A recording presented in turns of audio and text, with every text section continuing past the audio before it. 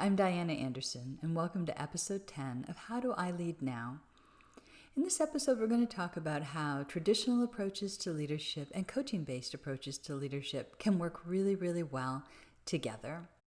So let's begin by defining terms. When I say a traditional approach to leadership, what I'm talking about is what happens when a leader looks at a problem, asks just enough questions to understand what they think the problem is, and then they go into their own heads and think, what would I do if this was my problem to solve?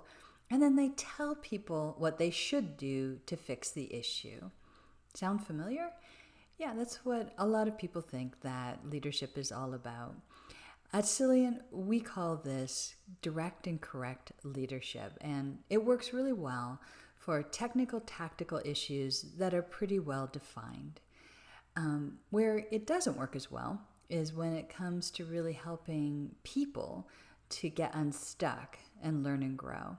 And it's also not great when it's used only on its own for more complex kinds of issues. So let's talk about why that is and how to use both of these really powerful approaches to their best advantage. So when it comes to developing people, you definitely want to be taking a coaching approach.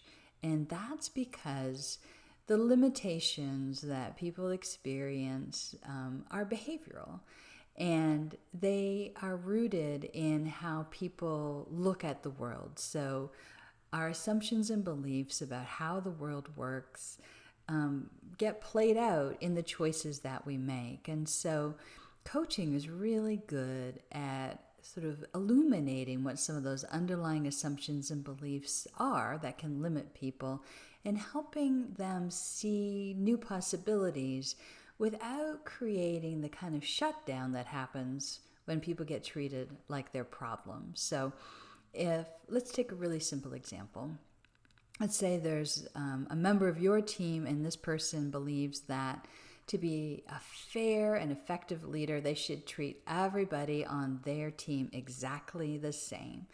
Well, we know that's going to have some problems because obviously people require different kinds of support to be the best they can be. And if everyone's treated exactly the same, it's not going to work well for everybody. So let's say that it's your job to help this person see the limitation of this approach to leadership.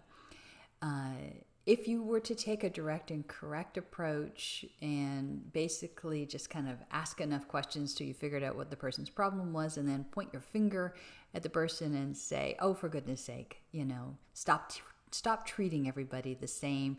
That's not effective. What's going to happen, right? The person's going to have a defensive reaction. So what we want to do instead is help the person to see this limitation on their own. And so the first thing that we want to do is kind of explore how they arrived at this place. Not necessarily the history of it, but just what's the story that they're telling themselves about what it means to be an effective leader. And why they are making the choice that they are. And so one of the ways that I do that in a coaching conversation after, sort of getting into it, might be to share what I would call an insightful observation, which is an observation that is couched with a conditional phrase that's really intended to get the person to share with me what they're thinking. So it might sounds to me like you believe that to be a really fair and effective leader, it's important to treat everyone pretty much exactly the same. Is that true? Or, does that resonate for you? Whatever is needed to kind of turn it back and have the person reflect upon what I've shared. The important thing to notice is it doesn't matter whether my observation is right on or whether I'm just in the neighborhood. This person is going to share their perspective on leadership, and that's going to help me to kind of narrow in on what's going to make the biggest difference if they kind of open up their thinking a little bit. So as a coach, it's helping me to navigate to what's really stuck. And once I discovered that, I would use other coaching approaches to help them see some other possibilities. So I might even ask them something like if they treat all of their children exactly the same way, which seems unlikely, and that could open the door to a good conversation about why that is and how that relates to how they lead. So what I'm trying to illuminate for you is the idea that coaching works well when there's an emotional context around a situation, when there's a complex pattern at play, and using indirect approaches to illuminate that pattern and then help someone see other possibilities is actually going to be the most effective way to move forward. So that's what coaching does really, really well. So let's talk about how we use coaching and traditional approaches to leadership together to their best advantage.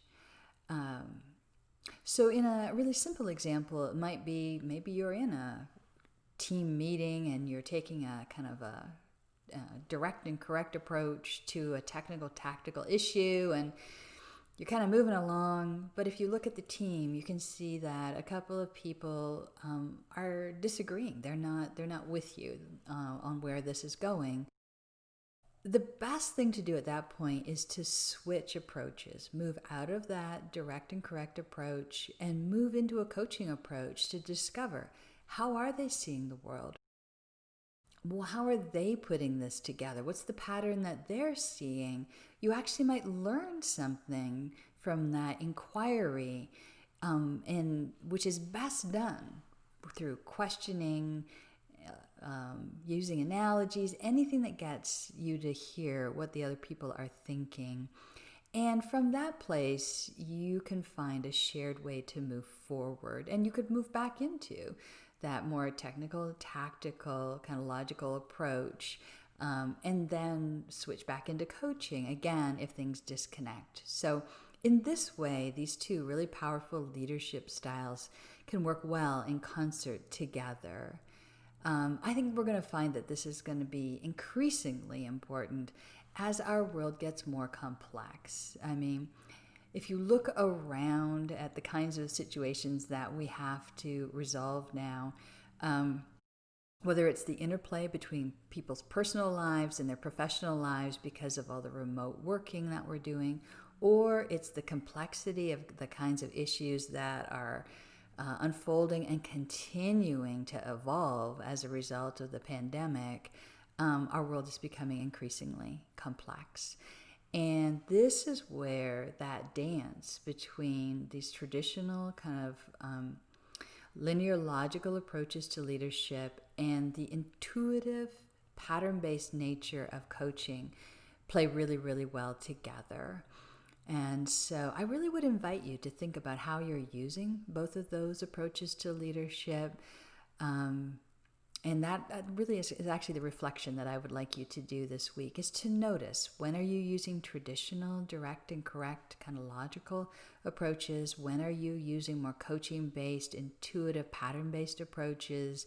And are there ways you could be using them a little bit more seamlessly together in order to move either more complex or maybe more emotionally based type situations forward more effectively and efficiently? So would love to hear what you discover in the reflections that you do.